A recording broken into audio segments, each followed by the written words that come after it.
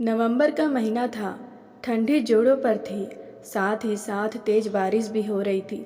मेरा पति अभी तक ऑफिस से नहीं आया था और बारिश से मुझे बहुत डर लग रहा था। मैंने देवर को अपने कमरे में बुलाया। आते ही वह मेरे साथ बेड पर सो गया। हम दोनों एक ही कंबल में सो रहे थे। पता ही नहीं चला नींद में कब हम दोनों एक दूसरे के करीब आ गए और वह मेरे अंगों को, जिसे देखकर मेरी चीख निकल गई। मेरा नाम संजना है। मैं गांव की रहने वाली हूँ। मैं 2 बहन हूँ। मैं बड़ी हूँ और एक बहन मेरे से छोटी है। मेरी और मेरी बहन की पढ़ाई लिखाई गांव के ही सरकारी स्कूल में हुई थी। मेरे पापा की एक छोटी सी किराने की दुकान थी जिसे थोड़ी बहुत कमाई होती थी और मेरे घर का खर्चा चलता था। देखते ही देखते हम दोनों बहन कब बड़े हो गए पता ही नहीं चला।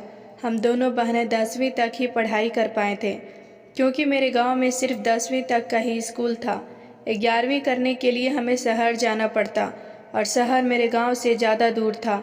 मेरे पापा के पास उतने पैसे नहीं थे कि हम दोनों बहनों को हॉस्टल में डाल देते, इसलिए मेरी पढ़ाई अधूरी रह गई। मेरे पापा की दुकान पर ज़्यादा कस्टमर नहीं आते थे, क्योंकि मेरी दुकान में ज़्यादा चीज़ें उपलब्ध नहीं होती थी। गांव की बाकी लड़कियों को देखकर मेरा भी बहुत मन करता था कि मैं भी कॉलेज जाऊं। मेरे घर के बगल की एक लड़की थी जो कि मेरे साथ पढ़ती थी। वह शहर के हॉस्टल में रहकर पढ़ाई करने लगी। वह जब कभी छुट्टियों में घर आती थी तो मैं उसे मिलने जाया करती थी। वो मुझे यह शहर, कॉलेज और हॉस्टल के बारे में बताती थी।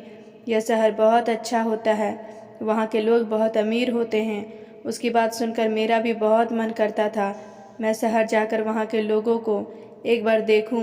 खैर, मेरे दिल की इच्छा दिल में ही दबी रह जाती थी। कुछ दिन बाद मैं अपने मामा की शादी में बारात गई। मैं देखने में बहुत ही खूबसूरत थी और बारात में बहुत अच्छे से तैयार होकर भी गई थी, इसलिए तो उस दिन और भी खूबसूरत लग रही थी। बारात में मेरी मुलाकात मामी के भाई के दोस्त से हुई। उसका नाम अभिषेक था और वह शहर का रहने वाला था। उस रात मैंने और अभिषेक ने काफ़ी देर बातें की। फेरों के बाद मामी की विदाई हो गई और हम मामी को लेकर घर आ गए। शादी के 2 दिन बाद मेरे मम्मी पापा और बहन अपने घर चले गए। मुझे मामा जी ने यह कहकर रोक लिया कि संजना, तुम कुछ दिन के लिए यहाँ रुक जाओ, क्योंकि मुझे ज़्यादा दिन की ऑफिस से छुट्टी नहीं मिली है और जब मैं यहाँ से चला जाऊँगा तो तुम्हारी मामी अकेली हो जाएगी। मेरे मम्मी पापा ने कहा कि ठीक है संजना, कुछ दिन के लिए यहाँ रुक जाएगी। 2 दिन बाद मेरे मामी का भाई और उसका दोस्त मामी से मिलने आया, तो इस बार भी मैंने और अभिषेक ने बहुत सारी बातें की। पता नहीं क्यों उससे बात करना मुझे बहुत अच्छा लगने लगा था। मामी से मिलने जुलने के बाद वो लोग चले गए। मामा जी की छुट्टियां भी ख़त्म हो गई और वह वापस अपने काम पर चले गए। एक दिन मामी नहा रही थी, तभी घर के नंबर पर कॉल आई। मैंने जैसे ही कॉल रिसीव की, मुझे जानी पहचानी आवाज़ सुनाई दी। हेलो, मैंने कहा हेलो। उधर से आवाज़ आई, क्या मेरी बात संजना से हो रही है? मैंने कहा, आप मुझे इतनी जल्दी भूल गए? फ़ोन पर अभिषेक था। अभिषेक ने कहा, अरे तुमको तो मैं मरते दम तक नहीं भूल पाऊँगा। नहीं भूला हूँ, तभी तो फ़ोन किया हूँ। दरअसल वो क्या है ना कि जितनी तुम खूबसूरत हो उससे भी खूबसूरत तुम्हारी आवाज़ है। तुम्हारी आवाज़ और खूबसूरती में वह जादू है जो मैं तुम्हारा दीवाना हो गया हूँ। मैंने कहा, बस करो और मक्खन लगाने की ज़रूरत नहीं है। मामी नहाकर आती ही होगी। कहिए, कैसे याद किया आपने? अभिषेक ने कहा, अपने प्यार को याद नहीं किया जाता है, वह तो हमेशा याद रहता है। उस दिन अभिषेक ने मुझे अपने प्यार का इजहार किया और मैंने भी उसे एक्सेप्ट कर लिया। तभी मुझे वॉशरूम के दरवाज़ा खुलने की आवाज़ आई, तो मैंने अभिषेक से कहा, अभिषेक, मामी आ रही है, चलो फ़ोन रखते हैं। यह कहकर मैंने जल्दी से फ़ोन रख दिया। अब जब भी मामी नहाने जाती थी तो मैं अभिषेक से बातें किया करती थी और मामी को कभी इस बारे में कुछ पता नहीं चला। लगभग 1 महीने इसी तरह से बीत गए। अब मेरे मामा जी आने वाले थे और मेरी मामी भी मामा जी के साथ ही रहने वाली थी और मैं भी अपने गांव जाने वाली थी। मेरे घर में एक भी स्मार्टफोन नहीं था जिससे मैं अभिषेक से बातें करती। मैंने बहुत मायूसी से अभिषेक से कहा, आपका और मेरा यहीं तक का सफ़र था, क्योंकि मेरे घर पर एक भी फ़ोन नहीं है और मैं कल अपने घर जा रही हूँ।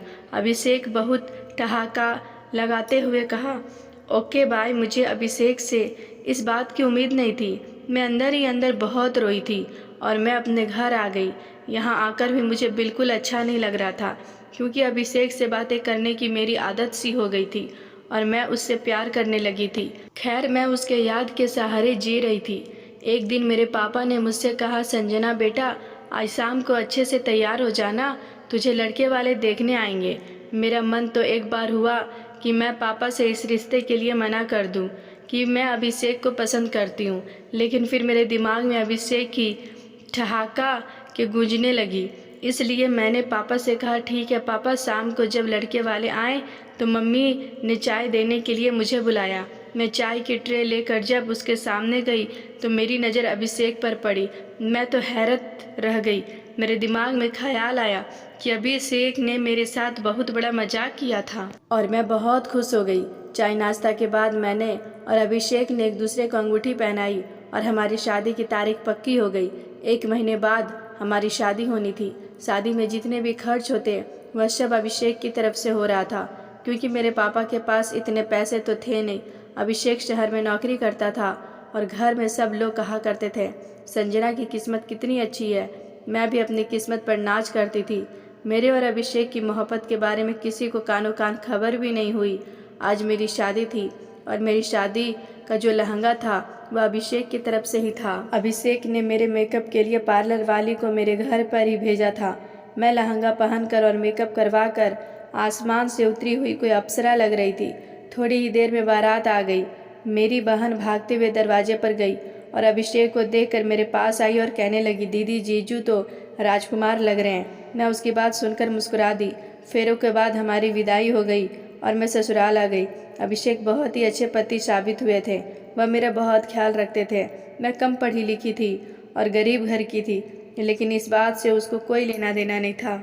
वह मेरी बहुत इज्जत किया करता था। मेरी ससुराल में मेरे साथ ससुर, देवर और मेरे पति बस 4 लोग ही थे। अभिषेक शादी में 15 दिन की छुट्टी लेकर गांव आए हुए थे। अब उनकी छुट्टी ख़त्म हो गई थी और वह शहर जाने वाले थे। अभिषेक का मन था कि मैं भी उनके साथ चलूं, लेकिन मेरी सास ने कहा, दूसरी बार आना तो संजना को साथ ले जाना। अब तो तुम्हारे पास ही रहेगी, थोड़ा घर परिवार भी समझने दो। अभिषेक ने कहा, ठीक है माँ। अभिषेक इस बार गए तो मुझे एक नया स्मार्टफोन देकर गए थे। अब मैं घंटों बैठकर अभिषेक से बातें किया करती थी और बाकी टाइम मैं मेरा देवर और कमरे में आ जाता था और हम दोनों इधर उधर की बातें किया करते थे। मेरा देवर अभी 10वीं क्लास में पढ़ता था। कुछ दिन बाद अभिषेक दिवाली की छुट्टी में घर आए और मैं अभिषेक के साथ शहर आ गई। मैं पहली बार सड़क पर इतनी भीड़ भाड़ और लाइट की चकाचौंध देख घुमाया फिराया और मैं बहुत एंजॉय कर रही थी। ऑफिस जाते और रात को काफ़ी लेट से घर आते। यहाँ आकर अभिषेक ने मुझे बहुत घुमाया था, लेकिन अभिषेक अब ऑफिस जाने लगे थे। सुबह तो मैं काफ़ी बोर हो जाया करती थी। इधर मेरे देवर का 10वीं का एग्ज़ाम हो रहा था और वह शहर हमारे पास रहकर पढ़ने गया। मैं दोनों भाइयों का बहुत ख्याल रखा करती थी। सुबह उठकर नाश्ता बना दिया करती थी। अभिषेक ऑफिस चले जाते थे और मेरा देवर कॉलेज। अभिषेक तो घर रात को काफ़ी लेट से आया करते थे, लेकिन मेरा देवर दोपहर तक ही कॉलेज से आ जाता था और आते ही जिम जाया करता था। उसकी पर्सनैलिटी बहुत अच्छी थी। नवंबर का महीना था, ठंडी अपनी चरम सीमा पर थी और ऊपर से उस दिन बारिश भी बहुत ज़्यादा हो रही थी। शाम में अभिषेक ने मुझे फ़ोन करके बता दिया था कि आज उसके ऑफिस में पार्टी है और वह लेट से घर आएगा। मैं और मेरा देवर खाना खाकर अपने अपने कमरे में चले गए थे। तभी अचानक इतना तेज़ बादल गरजने लगा कि मैं बहुत डर गई। मैं रजाई में दुबक कर सोने की कोशिश करने लगी, लेकिन मुझे बहुत डर लग रहा था। मैंने सोचा क्यों ना मैं अपने देवर को अपने कमरे में बुला लूं। मैं उठकर उसके कमरे के दरवाजे खटखटाने लगी। वह बिना एक पल की देरी किए हुए दरवाज़ा खोला और पूछने लगा, क्या हुआ था। मैंने कहा, बादल गरजने की वजह से मुझे बहुत डर लग रहा है, क्या आप आओगे मेरे कमरे में। उसने कहा, हाँ भाभी, और हम दोनों अपने कमरे में आ गए। वह आते ही मेरे बेड पर मेरी रजाई में सो गया। उसके आने के बाद पता ही नहीं चला कि कब मुझे नींद आ गई। मेरी नींद तो तब खुली जब मेरे नाजुक अंगों में गुदगुदी होने लगी। मैंने आंखें खोली तो उसकी बाहों में मैंने खुद को पाया। मैंने उसे खुद से दूर किया और कहा, मुझे डर लग रहा था और मैं तुम्हें अपना छोटा भाई समझकर अपने कमरे में बुलाया, लेकिन तुम तो अपनी सारी हदें भूल गए। वह कहने लगा, जिस दिन आप दुल्हन बनकर इस घर में आई उसी दिन से ही आपको चाहने लगा हूँ। आप भाई से तलाक लेकर मुझसे शादी कर लो। मैंने उसे कहा, तुम्हारा दिमाग तो ठीक है ना। यह घर में सबको बताया कि यहाँ से उसको कॉलेज दूर था, इसलिए वह हॉस्टल में रहने आ रहा है। मैंने भी अभिषेक से कुछ नहीं बताया, क्योंकि कहीं ना कहीं मेरी भी गलती थी। मैं उसको भले ही भाई समझती थी, लेकिन उसे अपने कमरे में नहीं बुलाना चाहिए था। इस घटना को कई साल बीत गए, लेकिन आज भी मुझे खुद पर पछतावा होता है। तो दोस्तों, आज की कहानी आपको कैसी लगी कमेंट बॉक्स में बताना ना भूलें, और वीडियो अच्छी लगी हो तो लाइक भी करना ना भूलें। मेरे चैनल पर अगर आप नए हो तो हमारे चैनल को सब्सक्राइब करना भी ना भूलें। Thank you. कल मिलते एक नए कहानी के साथ।